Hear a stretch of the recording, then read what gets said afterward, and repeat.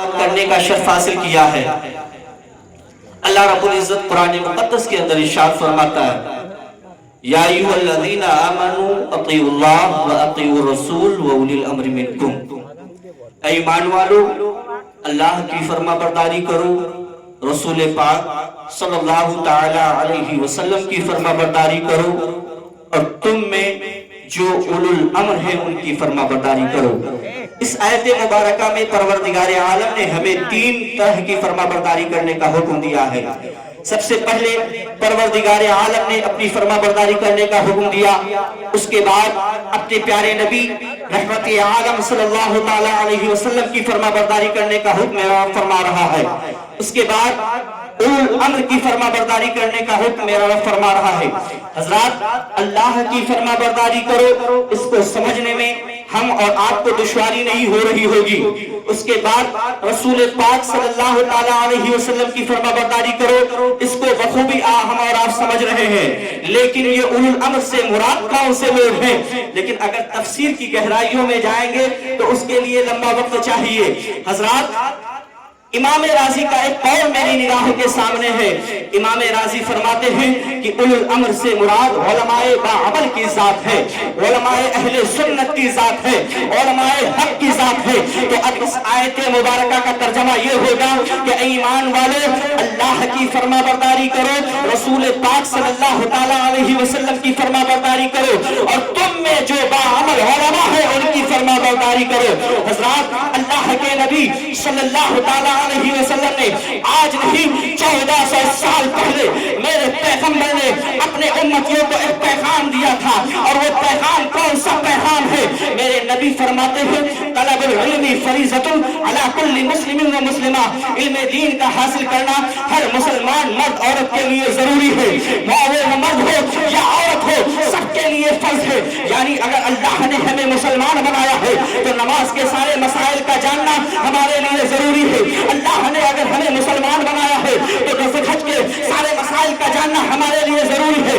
مثال کے طور پر دنیاوی اعتبار سے اگر اللہ نے ہمیں بزنس مین بنایا ہے اور جس شعبے میں ہمیں بزنس عطا فرمایا ہے اس شعبے کے تمام مسائل کا جاننا ہمارے لیے ضروری ہے۔ اللہ نے اگر ہم پر زکوٰۃ فرض کی ہے تو زکوٰۃ کے سارے مسائل کا ہمیں علم ہونا چاہیے۔ اللہ نے اگر ہم پر حج فرض کیا ہے تو حج کے سارے مسائل کا ہمیں علم ہونا چاہیے۔ اللہ نے اگر ہم کو مال و دولت سے نوازا ہے، اللہ نے اگر ہم پر روزہ فرض کیا ہے تو روزے کے سارے مسائل کا ہمیں علم ہونا چاہیے۔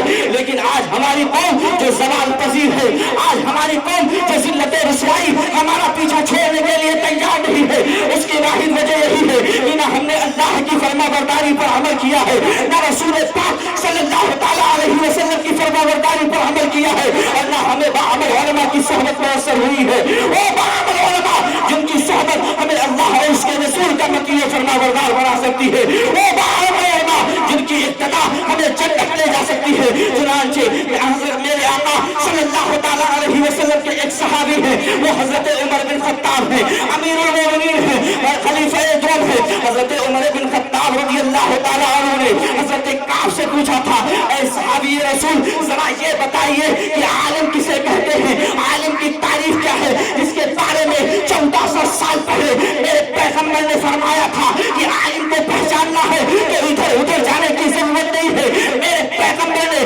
اہل سنت و جماعت کے علماء کی نشاندہی فرمائی تھی، اور آقا فرماتے ہیں کہ علماء اہل سنت کی نشانی یہ ہے کہ میرے پیغمبر فرماتے ہیں، احادیث مبارکہ کے اندر آیا ہے، میرے پیغمبر فرماتے ہیں الا ان شر شرار العلماء وان خیر الخیر خیار العلماء۔ آقا فرماتے ہیں کہ دنیا کے سارے اچھے لوگوں میں جو سب سے اچھے لوگ ہیں وہ علماء خیر اہل سنت علماء کے جماعت ہے، اور جو علماء شر ہے، عالم شر ہے، وہ بدعقیدہ مولویوں کی ذات ہے، وہ اہل سنت جماعت کی ذات نہیں ہے، وہ عالم شر وہ ہے جو بدعقیدہ مولوی ہے۔ حضرات محترم، اسی کی تفسیر میں حضرت عمر بن خطاب رضی اللہ تعالیٰ عنہ نے حضرت کعب سے پوچھا تھا، اے صحابی رسول، ذرا یہ بتائیے کہ عالم کسے کہتے ہیں، عالم کی تعریف کیا ہے؟ تو حضرت کعب جواب دیتے ہیں کہ عالم وہ ہے جو اپنے علم کے مطابق عمل کرے. یعنی جس کا علم اچھا ہوگا اس کا اخلاق اچھا ہوگا, جس کا علم اچھا ہوگا اس کا کردار اچھا ہوگا, جس کا علم اچھا ہوگا اس کے کیریکٹر اچھے ہوں گے. حضرت عمر بن خطاب رضی اللہ تعالیٰ عنہ نے حضرت کعب سے سوال کیا, اے صحابی رسول ذرا یہ بتائیے وہ کون سا عمل ہے, وہ کون سی چیز ہے جو ایک انسان کے دل سے, ایک عالم کے دل سے وہ علم کی نورانیت کو ختم کر دیا کرتی ہے. وہ حضرت کعب جواب دیتے ہیں یہ وہ لالچ ہے, لالچ جو ایک عالم کے دل سے علم کی روشنی کو ختم کر دیا کرتی ہے, علم کی نورانیت کو ختم کر دیا کرتی ہے. حضرات نعرہ تکبیر, نعرہ رسالت, مسلک اعلیٰ حضرت.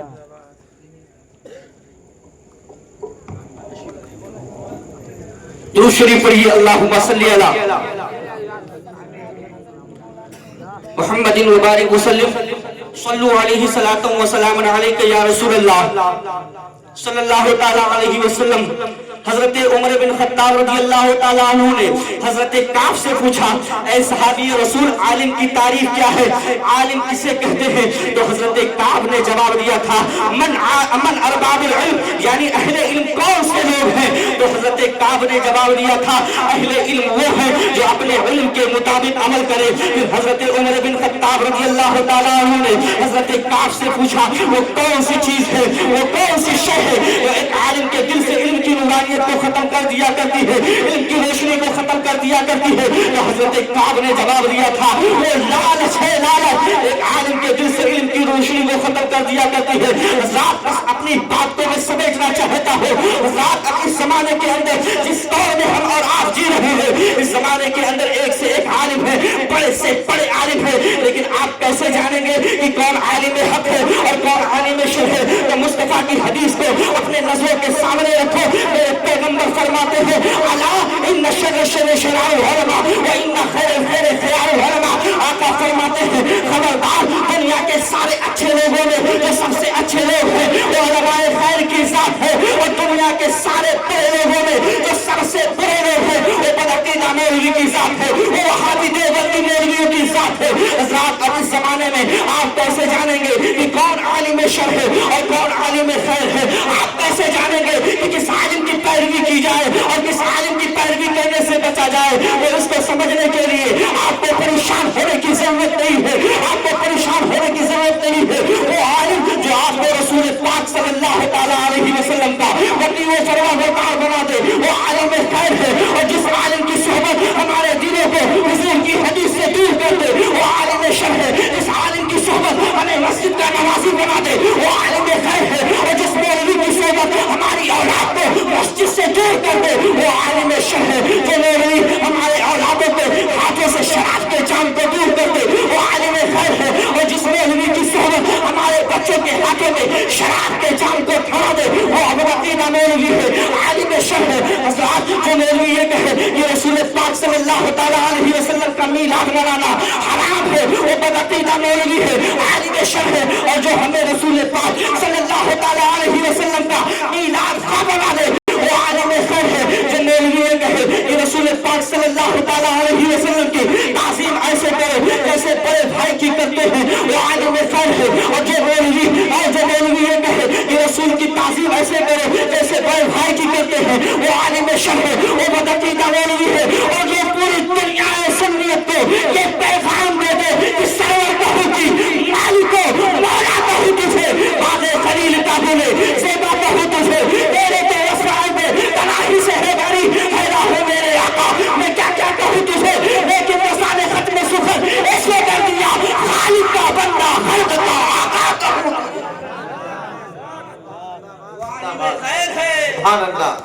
حضرات جس زمانے سے ہم اور آپ گزر رہے ہیں آپ کیسے پہچانیں گے کہ کون عالم خیر ہے اور کون عالم شر ہے؟ حضرات تو اسی زمانے کے اندر کچھ مولوی یہ بھی کہہ رہے تھے کہ رسول پاک صلی اللہ تعالیٰ علیہ وسلم کو پیٹھ پیچھے کی خبر نہیں ہے تو وہ عالم شر ہے, وہ بدعقیدہ مولوی ہے. اور جو پوری دنیا کو یہ پیغام دے دے کہ اور کوئی غیر کیا تم سے نیہا ہو بھلا جب نہ خدا ہی چھپا تم پہ کروڑوں درود وہ عالم خیر ہے. جو مولوی یہ کہے کہ یا رسول اللہ کہنا حرام ہے, شرک ہے, بدعت ہے, وہ عالم شر ہے, وہ بدعقیدہ مولوی ہے اور جو پوری دنیا سنیت کو یہ پیغام دے دے کہ دشمن احمد پہ شدت کیجئے، ملحدوں کی کیا مروت کیجئے، سائنس میں سے جائے بے دینے کے دل یا رسول اللہ کی کثرت کیجئے۔ وہ عالم خیر ہے، وہ مولوی یہ کہے کہ رسول پاک صلی اللہ تعالیٰ علیہ وسلم کا میلاد منانا ناجائز و حرام ہے، وہ عالم شر ہے، وہ بدعقیدہ مولوی ہے اور جو پوری دنیا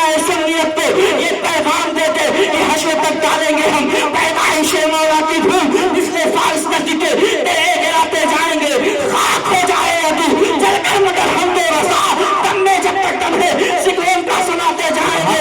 مولوی یہ کہے کہ رسول پاک صلی اللہ تعالیٰ علیہ وسلم کی ذات پر کھڑے ہو کر صلاۃ و سلام پڑھنا ناجائز و حرام ہے، بدعت ہے، وہ عالم شر ہے، وہ بدعقیدہ مولوی ہے اور جو پوری دنیا سنیت کو یہ پیغام دے دے کہ مصطفیٰ جان رحمت میرا تو سلام میرا تو سلام شہریار علم تاجدار حرم نوبہار شفاعت میرا تو سلام اور غرض جو مولوی مسلمانوں کے دلوں سے محبت رسول کا جواب اٹھا دے اسی کا نام اشرف علی تھانوی ہے اور جو پوری دنیا سنیت کے مسلمانوں کے دلوں کو محبت رسول کا مدینہ بنا دے اسی کا نام امام سبحان اللہ، ہائے تکبیر، ہائے رسالت، بسم اللہ حضرت زندہ باد، محبت عشق محبت، پیار محبت پیار محبت، ہائے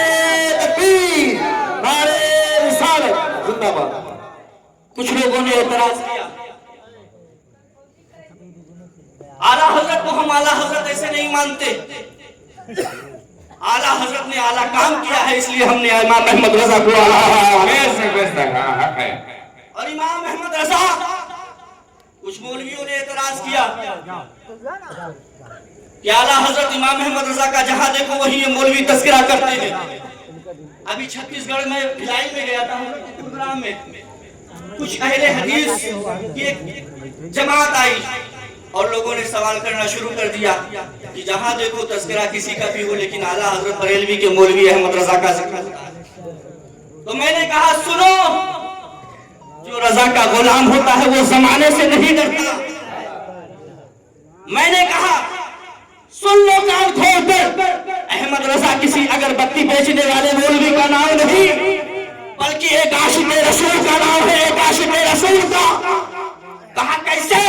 تو ہم نے کہا سنو، ہندوستان کی سرزمین پر بے شمار قلمکار آئے ہیں، ہندوستان کی سرزمین پر بے شمار رائٹر آئے ہیں، بے شمار لکھنے والے آئے ہیں، لیکن اگر کسی نے لکھا ہے تو اس کے سامنے عشق مزاجی کا ٹیر ہوتا ہے اور عشق مزاجی کے ٹیر کے ساتھ وہ جنتی محبوب اور محبوبہ کے رخسار کی تعریف کرتا ہے، لیکن امام احمد رضا وہ عاشق رسول ہے کہ ان کے سامنے عشق مزاجی کا ٹیبل نہیں ہوتا، ان کے سامنے دنیاوی عشق کا ٹیبل نظر نہیں ہوتا۔